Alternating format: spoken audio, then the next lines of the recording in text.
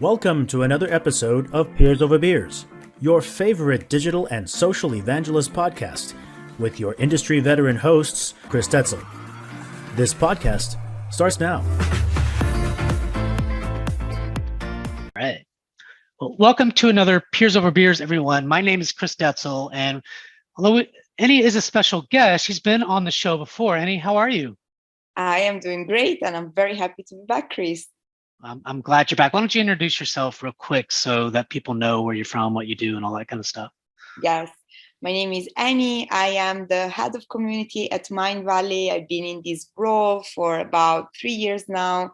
And what we do is we are an edtech platform bringing together all things personal transformation. So it's truly always a pleasure to lead a community when people are so eager and keen to keep on growing and transforming. And I've just come back from our festival, Chris. We were in Jordan. We did this incredible thing that is called A-Fest. We had 375 of our students and community come together to Jordan. Wow. And it was the first event we did post-pandemic. And my God, I don't know if you've been to some events since pandemic. Yes, the magic of coming back together is, I've been on a high since the event. Too bad you had to come back, right? I know. Now, these are personal kind of events that are more personal, right? You know, people are trying to grow, and trying to better themselves and those kinds of things. So it's a little bit different than like an event that I would go to where it's all business. For you, it's business, right? But I mean, for that person, it's a more personal kind of, experience to where they're trying to better themselves. They're trying to grow as a person, and maybe they see it as somewhat of a vacation to some degree because you're doing some fun things. They do, and this is something that I've reflected on since I've seen all of them come back. So first of all, this was the one event in 10 years where we sold the highest number of tickets. We were very happy about it, also because we decided to give all the profits to Ukraine, given that one of our headquarters is in Estonia, and we always felt that this was very close to home. So that was beautiful celebration. But also the one thing that keeps people coming back, some of our customers, they've been back with us 10 times to this same event. Wow. Because when you work with the community in these events, and then people feel like, of course, I'm coming to improve myself, but I'm really coming to hang out with my friends. Yeah. It's almost like no price that people will not be willing to pay for a memorable experience that they get to share with people they love. And if you, on top of it, you put some personal transformation, then why not? Let's do it. I like that.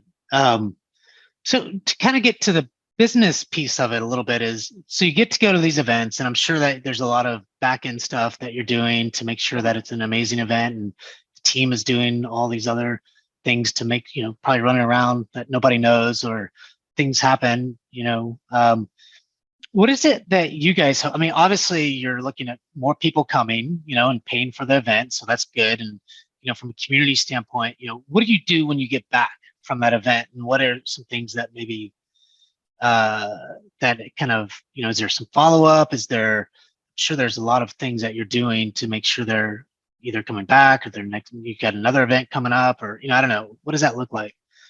So this time, the way it looks like is that we actually have our biggest event coming up in less than 2 weeks. We're kicking off our most ambitious event ever. We have over 1,000 people that are coming to Estonia for 3 weeks.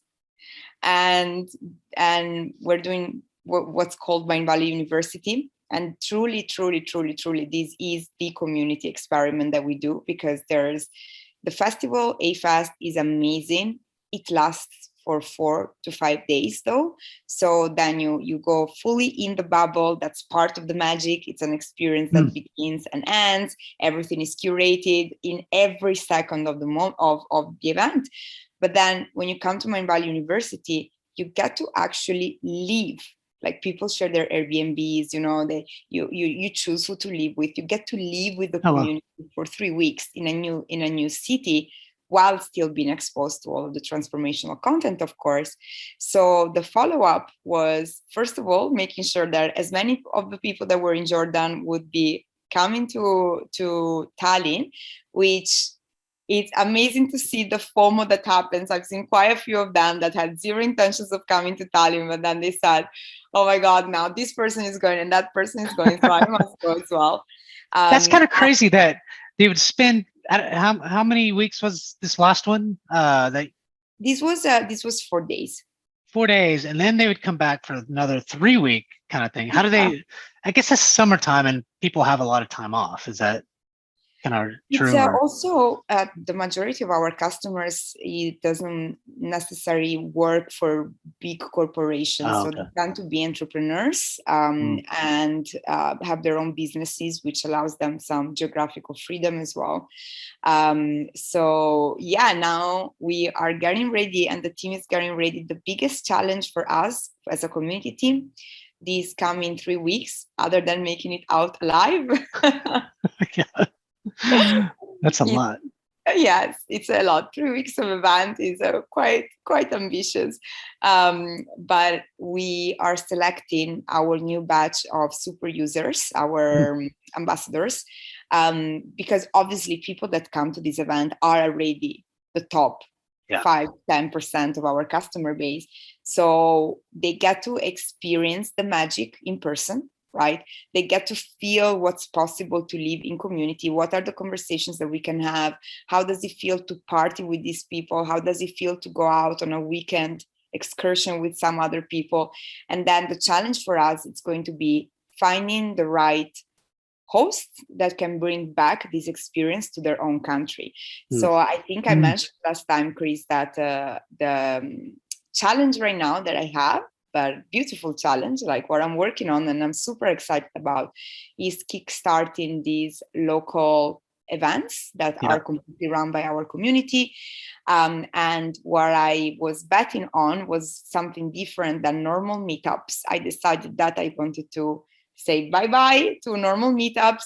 And instead I wanted to propose a dinner format. People coming over for dinner, either in someone's place or choosing a restaurant, and capping that to 10 people to really allow for deep conversations. And it's going amazing. We've already had dinners in 11 different countries, and we've only kickstarted the project. It's only been less than 2 months. So that's quite an achievement. It's more than one meetup a week in different countries around the world. And now that we have 1,000 super committed students and customers coming here, our game will be, okay, we need to find the right people that will want to bring this back to their town and really expand the community effect globally. Well, I think you hit on something, because I'm highly interested in some of this stuff. So if you don't mind me asking some questions around it, and if you don't have all the answers, that's fine. So I love the idea of bringing people together, like 5-10 people, and meeting inside either homes, or maybe they, meet somewhere specifically that's a small group to have dinner with and have conversation around whatever it is that they have conversations around. I think that's important. As a matter of fact, this guy, he has a thing called Dinner 5. His name is Jake McGee, and he does it mostly in the US. But what he does today is, he's been doing it for about 3 years now. Now, something that messed it up was COVID, but he started doing it kind of virtually. I think he's doing it face to face now. He'd bring together 5 to 7, I think it's 5 people that are in the community space, leaders, together.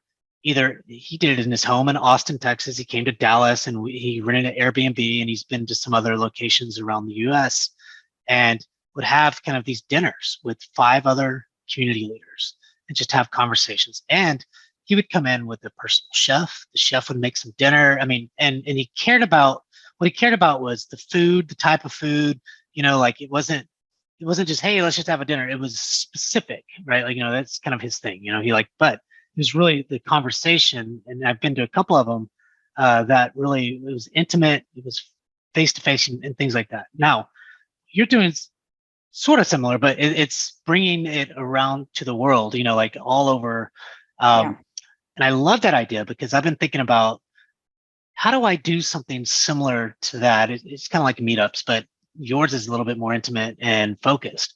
So tell us more about, how are you doing that technology wise? Is there some type of things that you're doing, or, how do you sponsor that?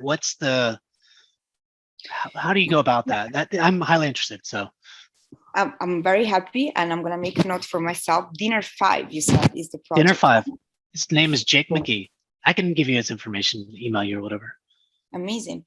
So for me, what was most important, I actually started planning this following Priya Parker's Art of Gathering principles. I don't know if you've heard of her. I imagine that you must have. So if you haven't, this book has completely revolutionized the way in which I think of events for community. Yeah. So it's called The Art of Gathering by Priya Parker. She's also going to be one of the keynote speaker at the CMX Summit later this September. So great personality to have. Are you going? Yes, I really hope so. I've actually applied to speak, so fingers crossed. Good. Yes, let's see. Yeah, maybe I'll go. I think there's a few people that I want to meet. That'd be great to meet you there. So I would love to meet you too.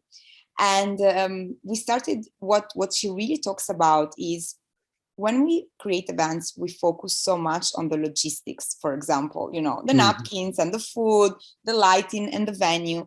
And so often we actually either fall into defaulted templates on how to run that. And she even uses the example of baby showers or birthday parties. It's like the same thing that we've seen over and over again. But we always fail to ask ourselves, what is really the reason why I'm gathering these people? And maybe I want to give it a different perspective from the usual one. So this is how I started reflecting about the dinners. And there was a process of deep listening when it came to what the community wanted. And I knew that what they kept telling me was, I can have conversations with the Mindvalley community I cannot have anywhere else. So, okay, then let's capitalize on that. If this is the value that you find, is that finally I can have more vulnerable conversations. I can actually talk about what's going on in my life rather than go for the surface, shallow, small talks. Then let's make the whole thing about this. And that was the purpose. How can we design a format where people will experience this, where we give them the conversation they cannot have anywhere else? And it's quite interesting because personal growth, by definition, when you're transforming yourself, is a single player type of journey. It's you and yourself. Maybe you have a coach, but it doesn't really tend to be into a community journey. So my question was, how do I turn it from a single player game and I make it a multiplayer one where personal growth doesn't have to be just personal? What if it becomes collective growth? And it's something that I'm really excited about personally. And someone that sparked the dinner project for me was one of our authors. His name is Keith Ferrazzi. He wrote a huge number of books on networking. Some of his most famous ones are Who's Got Your Back, Never Eat Alone. Now he's focusing very heavily on management and leadership in this post-COVID world. And he was doing something similar to the Dinner 5 projects, where he would always invite key leaders to his home to have dinner and facilitate vulnerable conversations with top level executives from different Fortune 500 companies, actually talking about what was going on in their lives. And whenever these executives would walk out of his house, they would always feel like, wow, I never thought we would get this intimate. So I kind of like borrowed that concept, and at the same time, some events that I've seen around the world, like Dinner en Blanc, that gave me the idea of, okay, this is something that could scale in the future. But first, I want to make sure that that initial circle of people feels like, I love tonight and I cannot wait to come back. And I really believe that the only way of doing that is focusing heavily on curating the experience and making it in a way that whether I attend a Mindvalley dinner in Berlin or in New York, it will always feel similar, even though obviously the people will change, the question of the night will change. So this is how we did it, kind of like format wise. When it comes to budget, we don't spend anything really for the dinner itself, because it's a local host that organizes it. Everybody pays their ticket. Of course, we make sure that we don't make it inaccessible, and it's not like Michelin star dinner that people maybe don't feel comfortable to pay. And when it comes to the management of this, we have just started implementing Bevy as our platform for chapters management, because the difficult part for me was the only way of me knowing what was going on. And as I said, we just kickstarted the project 2 months ago. So it was, I would have to check in with my teammate, who then would have to check in with all of the ambassadors, who then would have to send us information. And I just wanted a place where I could see what's going on, when is the next event coming up, what is happening. And it's been amazing to see that we've had one of the last meetups that made me smile, because I never imagined that it would happen there. The last dinners was in Trinidad and Tobago. And you would think like it would take off in huge cities, but when you have the right local host, it can really happen anywhere. And anywhere. Really, for me, brings that purpose that I was telling you at the very beginning, that I heard from the community. We want to meet people around us in my town. So when I see this happening in smaller places, not like in Sydney, Australia, or in New York, to me, it's like, okay, we're doing the right thing, because we're actually bringing the community in places where otherwise we would never go as Mindvalley with our big events. Yeah, and I think with people so remote now, and it continuing to grow with remote jobs and moving anywhere they want to go. I mean, it's just going to be more and more of that. You're going to see a lot more people outside of these big cities, I would assume, Well, how did you, I'm thinking more program wise. So, sorry if I'm getting too, it's not technical, but just kind of a little bit tactical. But when you think, so bringing in Bevy, but what are all the things or what are some of the things that you have to do to kind of get that set up? Like the things I think about is, one, you got to, brand it, you got to do all these things within Bevy itself. And then you got to start giving access to, some certain people that you want to have events. And how do you, is there some application that the event people that have to go through, what does that look like? And so we have a base already of ambassadors that we had selected over the years, and that they've already proven their incredible skill set, commitment, dedication, and loyalty to the community. So this was a big challenge, Chris. I'll have to say that it's very difficult to find people that really do it because they want to grow the community versus people that do it because they want to grow their own brand, network, or customer base.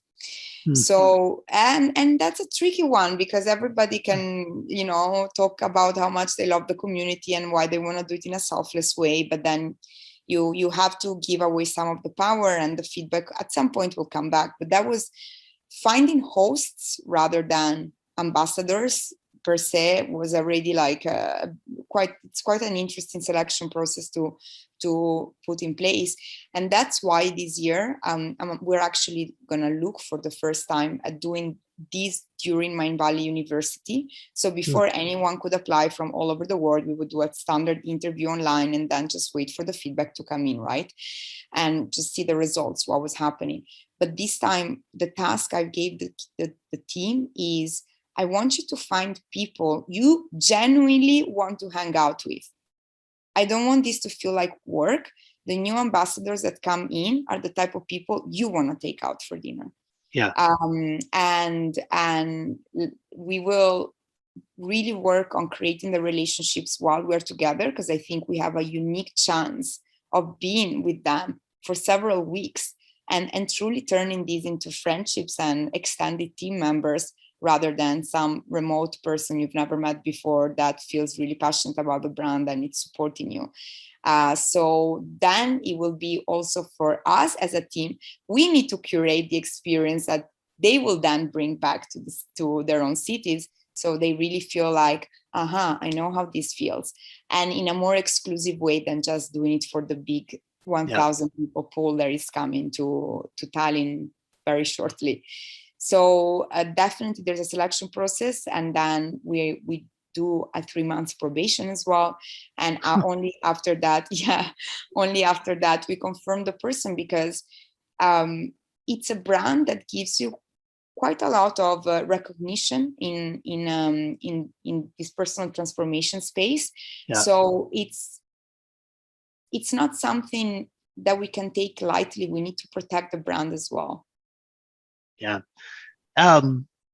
When you start, so I'm going to get a little bit more, business value and things like that, because I think that piece really, you're doing all these really cool things, you're connecting people, and at the end of the day, that brings more people. That just, to me, is obvious. So to me, that's business value, but that's not how all leaders see it, or they want to see some data at some points and things. Can you talk about, after some of these events, not necessarily just the big events, certainly the big events are key, but when you look at some of these kind of, chapters that you're doing and people coming to each other's home, what is the value of that, and how are you showing the value? Because now you have a tool that probably helps you at least capture some of that. So that's positive. And so tell me more about that piece. Oh, this has been the most painful part. Of course, it always is. The best you can. I mean, and then maybe even what are you trying to do, in the future? Because, it's always hard to do that, especially from a community standpoint. So it's not that I don't get it, but I do think it's important. Yeah. And I think you do too. Why I felt like I needed Bevy so much, because I'm it's very simple. I translate that into time that our customers spend on the platform. I count it as if it's time spent on platform. That's why I needed it to be tracked. Because last year, I don't remember if I mentioned this. So last year we had over 800 students that were engaged through our host into virtual events, and sometimes they were on Zoom calls for like 2-3 hours together, and we were not capturing. We didn't have access to any of that data because the ambassadors would maybe host it on the personal Zoom. We wouldn't know who the person was, what type of customer. Is it a freemium one? Is it a paid one? Is it a pro one? We didn't know. Didn't have any of this data. So the value that the executive team sees in this is engagement that we measure as behavior on the platform. So any minute that these students are spending together counts as engagement data that we can then report towards monthly active users or daily active users. Okay. What we are trying to prove, the question mark and the assumption is, we all think that if I find my new best friend inside of Mindvalley, then I will likely stay in the ecosystem longer. Yeah. Retention. It sounds like a sound assumption. Now, what I would like to see is actually to move beyond an assumption space and see how does this impact our retention numbers. Do people that attend local meetups renew their membership more? Do people who attend local meetups have completed more lessons? How does their behavior change in the platform after they've done the meetups? So that's what I'm trying to uncover now. And we're also going to start a series of events around Europe as part of our European expansion. So I want to see if people that have been engaged in local meetups, what's their likelihood? Are they, let's say, 50% more likely to purchase a ticket for our next in-person event? So these are kind of like the numbers I'm monitoring, looking at behavior on platform, number of lessons completed, how will the renewal behavior change based on attendance on these meetups and dinners, and then are they more likely to then invest into coming for offline events if they have experienced something at a local level that makes them want to be like, wow, if this is how it felt to attend it in Bremen, I must go to the flagship one, because I can't even imagine what that will be for me. I kind of see this as a multi opportunity for you or the team and community. So one is you've got all these local meetups happening, and so people, the chapter leaders or whatever you call them, ambassadors, are having these, or I forgot what you call them, but they're bringing in new people all the time. And so that's capturing, in a sense, leads for you, right? So trying to, as long as you get that information, their email address and things like that, who they are, and then that can go into the system of marketing and however you might do that, Yeah. So lead generation opportunities. So how many of those at some point come to a big event or whatever? And so you can somehow push the Bevy information into like a Marketo or Salesforce, or I don't know, whatever y'all use, to track it, score it, that kind of stuff. So that's a huge opportunity. I mean, just they're bringing in leads for you. Gosh, I mean, that would be enough. But then two is those local chapter leaders that are actually coming to your events and hosting the events, is one, do they renew their membership, but do they renew at higher rates? Do they go to additional things because they're ambassadors and you're giving them certain things and that kind of stuff? So, and so it's not just, renewals, but renewing at higher rates, going to other events, and then bringing other people into some of those events, and then lead generation. There's all kinds of shit, that you guys can look at and do. And that's why there are quite a lot of assumptions to prove. And actually, right now, when it comes to community, I haven't even community-led meetups. I haven't even opened the doors of acquisition. I'm just asking the host to engage our already existing customers. The reason why I haven't felt too keen to move on that is because I'd like to keep the community meetups of a space that is free of any sales. Yeah. And if we bring in that element, then given that we will be hosting more events as Mindvalley hosted by us across Europe, for example, then in that case, we can tell local hosts, bring new people that you think would be interested in. Maybe we give them discount codes as an incentive.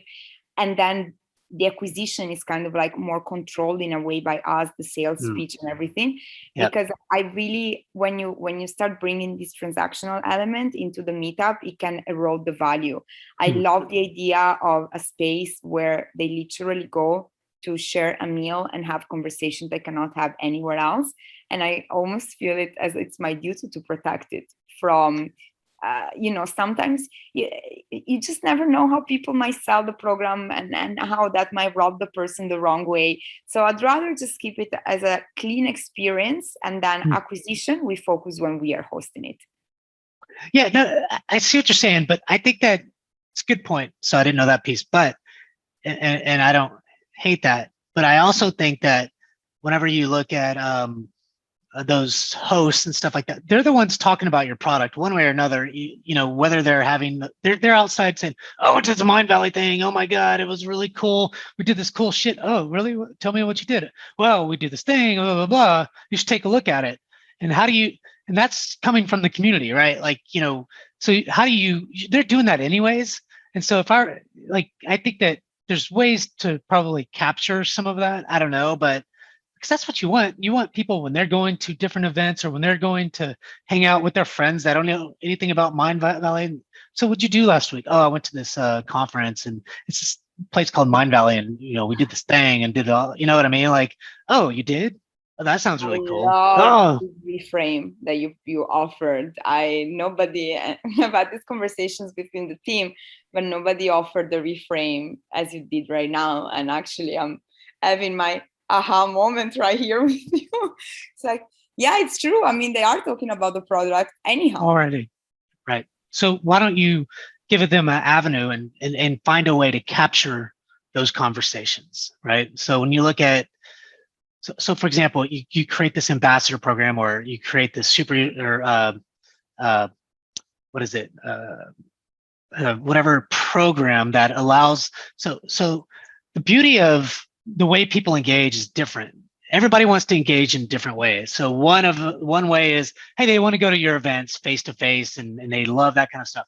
Or they want to go to a webinar, or hey, they want to go online and just answer questions, or they want to post questions, or or hey, maybe they're even a speaker that goes to conferences and speak about your product because they're being successful at whatever they're doing in their role.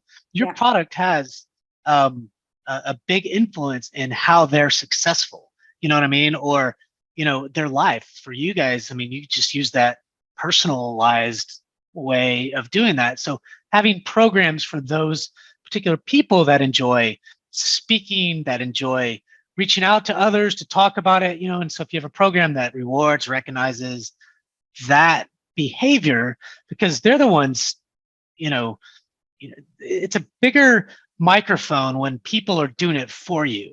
So how do you capture that, and on that behalf and on their behalf? And maybe it's also saying, hey, because you're doing such a good job, you're talking about, you're showing all these people, talking about Mind Valley and all this stuff, here's discounts, I don't know, whatever it is that you do, and to get them to kind of continue. There's lots of the ways to do it. I mean, and I think that you guys have a huge opportunity because you're doing so many cool. I mean, it's a personal thing. You're touching the hearts of minds of people. Like my product doesn't touch the hearts and minds. Now, what it does is, it helps people be more successful at their jobs at the end of the day. But it's not like, just getting into the kind of, hey, what'd you do today? And, what's your really kind of, what are you struggling with today? It's like a counseling session, or, but with friends or potential new friends and things like that. So you guys have a huge opportunity. Has been an example that has done this part that you were just describing me right now, that has inspired you, so that you really think a community that has worked amazingly well on getting their customers to talk about the product in a way that doesn't feel salesy, and that actually feels inclusive and like, oh, let me bring you on this journey. Is there someone that comes to mind? Yeah, there's a few. So, and it's probably all the ones that you've heard of from a product company. Now, you're really the first person that I've talked to that runs community in a different way, and does all these events and focus on that. But when you look at Alteryx community, they care a lot about user groups. They care a lot about, rewards, community, it's stuff, and they have all kinds of programs to really do that. When you look at Trailblazers, Salesforce has a great community at doing that. Slack communities are starting to do more of those kind of things. So Elizabeth Kinsey, so she's on my show sometimes too. Even I think Zendesk, you look at Nicole Saunders, they're starting to do some stuff. Now, all these are product companies, this is what I do. So, you can imagine why, but I am trying to branch out. That's why I have you on the show, because you have so many cool things to share and show. And, so from a product company, those brands are doing really good. And in a way, kind of doing hearts and minds of things. The other thing is just giving people opportunities. I'll give you an example. So let's say you have, like, for example, Higher Logic is a community platform that I use, for example. And one of the things that they do is they have events throughout the year, and they have a big event called the Super Forum. I guess it's November, September, I don't know but they give you opportunities to speak. So their customers, they want your customers to speak, and so things I like to do is, I don't really get on, to be honest, online forums and post things much. If I see something I can help with, I might, but I don't engage that way. But I like to speak about my practice and things like that, because, and then of course I'm going to talk about Higher Logic and how they're helping me be more successful, because they are, they, at the end of the day, that company is helping me be more successful in my online community experience, right? Or for our customers and things like that. And so I'm naturally going to say it. And just like yesterday, I was on a call, and I was doing a Reltio community show, and the topic was how to build a master data management practice from ground up. And so we just kind of give some context. And there's this one guy that said, and we weren't even talking about Reltio. Now, it was a Reltio-led thing. This one insurance company, he said, Chris, we used to use this other company, one of our competitors, and this was really hard to use, but oh my God, Reltio does this thing, but there are 80 people on this call. I didn't ask him to say anything about Reltio. He just kept going on and on about how awesome Reltio was and all the things that Reltio did, to help him, right? And so how do you capture that? How do I get that guy, to talk more about it outside of Reltio-led stuff? And so, I think that that's the things that you got to think about, is because they're going to talk about you anyways, period. Like it or not, they just are. So why not Very true. why not own it? You know? Wow. I have one strategy meeting coming up on Monday now. I'm feeling my whole thing is being revolutionized by this conversation. So first of all, thank you, because I did find it a very powerful reframe.